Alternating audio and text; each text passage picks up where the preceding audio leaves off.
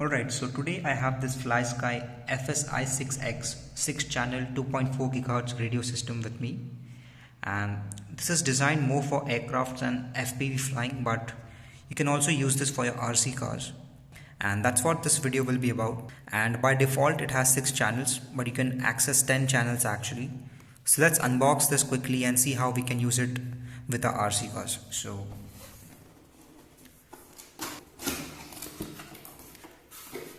And you can get this for about $50 to $60. So it's a budget friendly and cheap radio system that you can buy.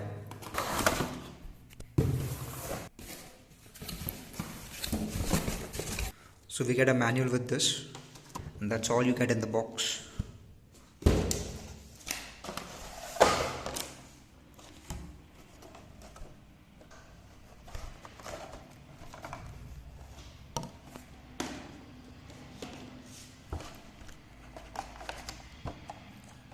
So this is a USB cable which has a PS2 connector at the end. So you can connect this to your radio and connect it to your computer and then practice some simulator games. So you can use this for that. Then this is the receiver that you get, and it's a 10 channel receiver, so which supports PPM and IBus along with PWM. So I think these are a few stickers which you can use if you want to modify the switches. And this is the radio itself. So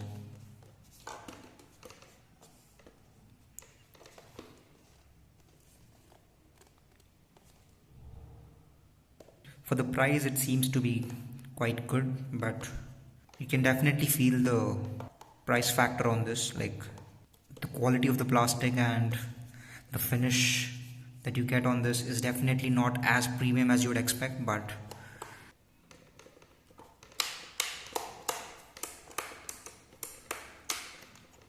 anyways, let's just move on and install our AA batteries. So we'll turn on the power switch.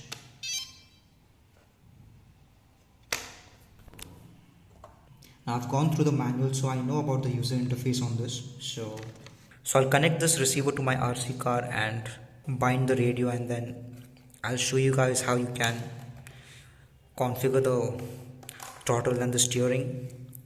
So you can drive an RC car with this type of radio easily. So let me just do that and I'll get back to you. So I've mounted the receiver on my Yeti XL, and I'll just bind this quickly. So to bind the radio to the receiver, hold this bind button and then enable the power switch. So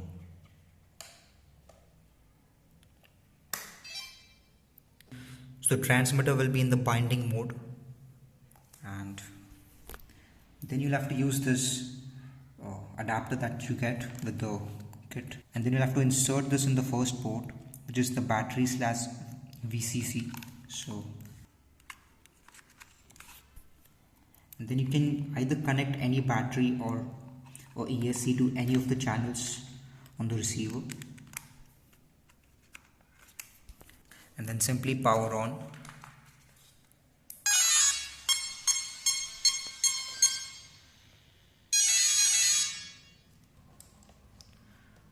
So if you hear the beep, the binding process will be successful, and you can see that we have our receiver voltage and signal telemetry over here, along with the battery indicator of the receiver. So which means that the receiver is successfully bound to the transmitter.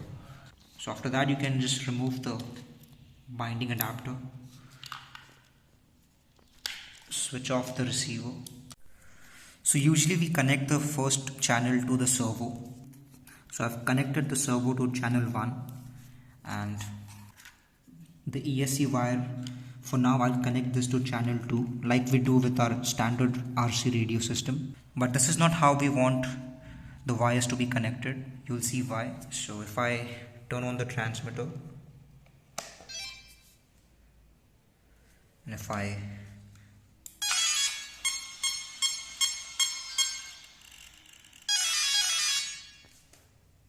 so there's no input from this left side of the stick,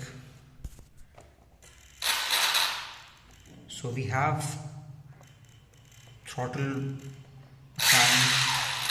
So with this stick you can access the throttle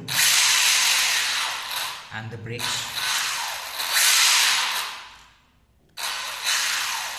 and the reverse as well.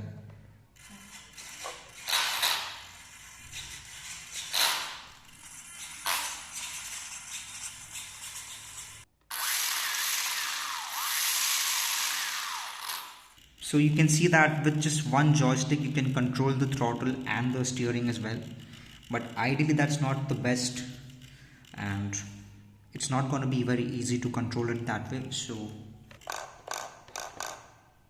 what I'll do is I'll assign the steering to this particular channel, which I think is the 4th channel, and I'll keep the throttle as it is for this channel 2, I think that is. So simply turn off your receiver and unplug the servo wire for the steering and connect it to the 4th channel. So now if I turn on the receiver,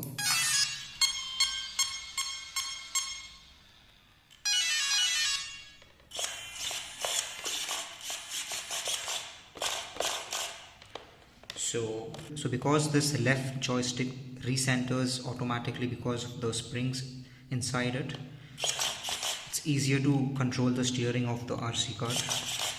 And if you move this to the right or the left, there's no input as such, but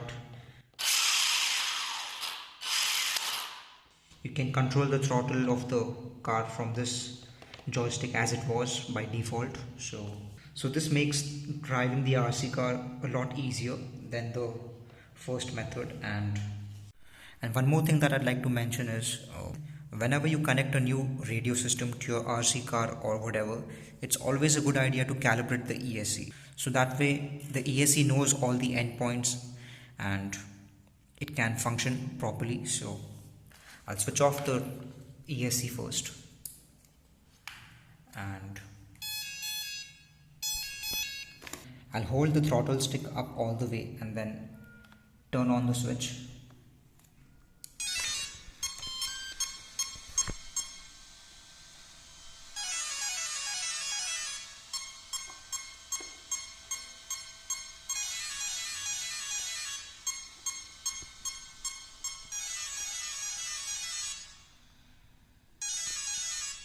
So now the ESC knows the travel of the throttle stick, so that way you can control the throttle and the reverse and the braking very well. So, and just for safety, just remove your wheels whenever you're binding a new transmitter like this, just so you can get a hang of this and you can understand this before actually operating it. So just make sure to remove your wheels and try this out. So one more thing that's very important is, by default the failsafe in this radio is set to off, so you'll have to enable it yourself. I'll show you how to do that. Just to show you guys, if I set the trim levels to certain position and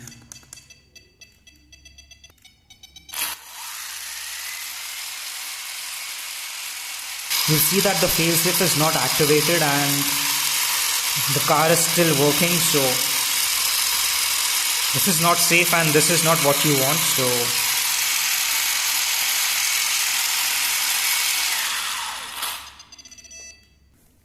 So here's how to activate failsafe. Hold the OK button to enter the setup. Go to your system settings. Then go to your receiver setup. Click on OK and then go to your failsafe option. Click OK, and here you'll see all the channels that are available and whether the failsafe is set to off, on, or certain percent. So because we're using channel 2 and 4, I'll enable failsafe for those two channels. So channel 2 I'll click OK.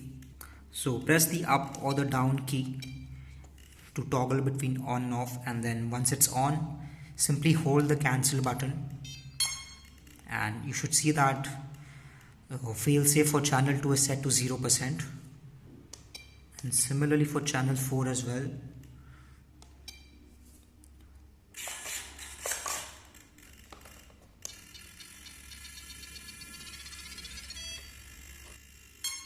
So you can set the failsafe at a certain position that you'd like. So to do that, simply hold the joystick at your desired position and then enable it, and then hold the cancel button.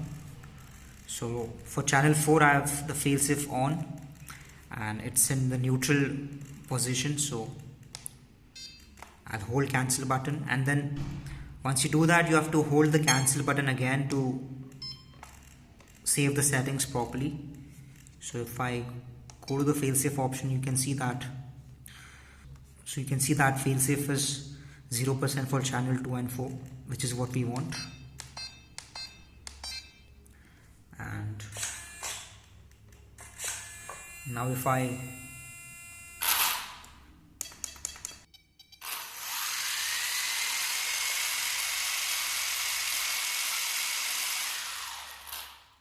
so now the failsafe is activated, and this is what is recommended and is safe. So you should always have your failsafe enabled, and it's always a good idea to make sure that your failsafe is working whenever you switch between your radios or ESC. So that's all this video was all about.